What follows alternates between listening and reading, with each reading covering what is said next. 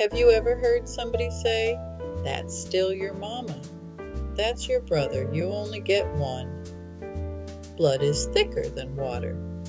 Now, don't get me wrong. Family is a blessing. Family is where traditions are born, recipes are passed down, babies are celebrated, and elders leave behind wisdom that can't be found in any book. But sometimes, family is also where the deepest wounds begin. And that's a conversation many of us in the Black community have avoided for generations, because somewhere along the way, we were taught that loving your family meant tolerating anything, being disrespected, being manipulated, being talked about, being used, being emotionally exhausted, and then smiling through it at the next family reunion. Today, let's have an honest conversation, because just because someone shares your blood doesn't always mean they're healthy for your spirit. Growing up, many of us were taught to respect our elders. That lesson still matters. But respect was never meant to become permission for abuse. Some families normalize yelling, others normalize guilt, some normalize favoritism, others normalize constant criticism.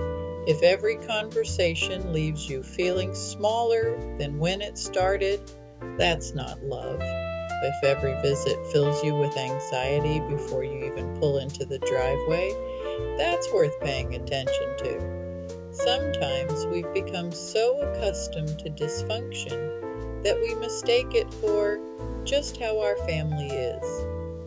But normal isn't always healthy.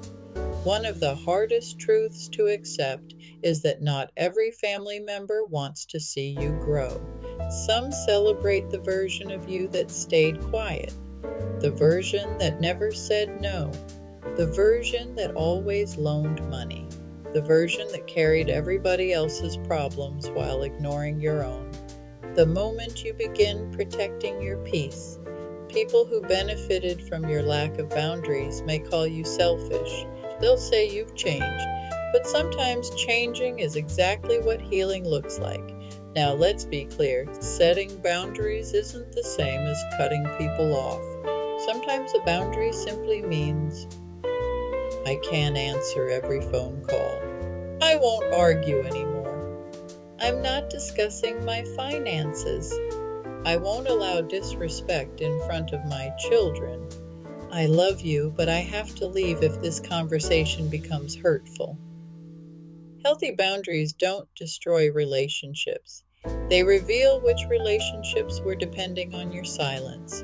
Our grandparents survived things many of us can't imagine: segregation, Jim Crow, poverty, violence, working from sunrise to sunset just to keep food on the table. Many carried emotional pain they never had the chance to process. And because therapy wasn't available or wasn't trusted, they simply kept going. Unfortunately, unhealed pain often gets passed down like an unwanted family heirloom. One generation learns to suppress emotions. The next learns to fear conflict. The next learns to people please. The next becomes anxious without knowing why. What wasn't healed was inherited. But here's the beautiful part. What was passed down can also stop with you. You don't have to continue every family tradition, especially the unhealthy ones. Breaking cycles doesn't mean you love your family less. That means you love the next generation enough to give them something different. Maybe your children won't grow up hearing constant insults disguised as jokes. Maybe they'll learn that apologies actually matter. Maybe they'll see adults disagree without screaming. Maybe they'll learn that love doesn't require fear. That's legacy too. One thing we don't talk about enough is grief. Sometimes you have to grieve people who are still alive, not because they've died, but because they've never become the family member you needed.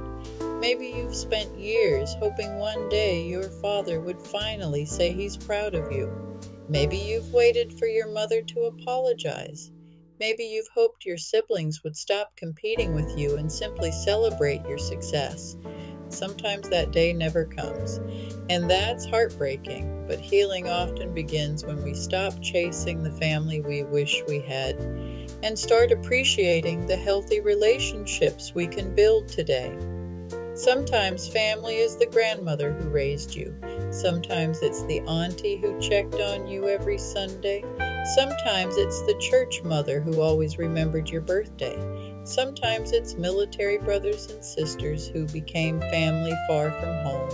Sometimes it's lifelong friends who showed up when blood relatives disappeared. Love isn't measured only by DNA. It's measured by consistency, by kindness, by safety, by respect, by showing up. Here's another truth that's difficult. Forgiveness and reconciliation are not always the same thing. You can forgive someone without giving them unlimited access to your life.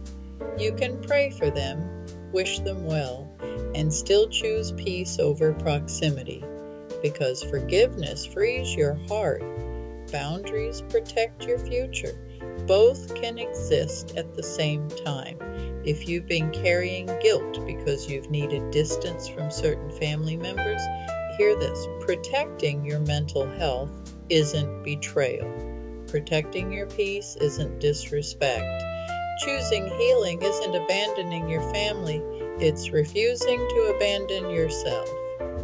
And maybe, just maybe, your courage to heal will inspire someone else in your family to begin healing too. Every generation has someone willing to break the cycle, someone willing to say, "It stops with me." Maybe that person is you, because healthy love doesn't demand that you lose yourself just to keep someone else comfortable.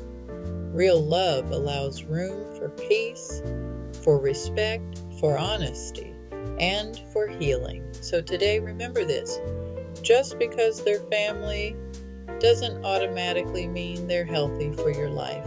Love them when you can, pray for them always, honor what's good, release what's harmful, and never feel guilty for protecting the peace God entrusted to you, because healing isn't turning your back on your family. Sometimes healing is finally turning towards yourself. If this conversation spoke to your heart, share it with someone who may need this reminder. Here at Black Soul Collective, we're preserving the stories, wisdom, and hard-earned lessons that continue to strengthen our community, one conversation at a time.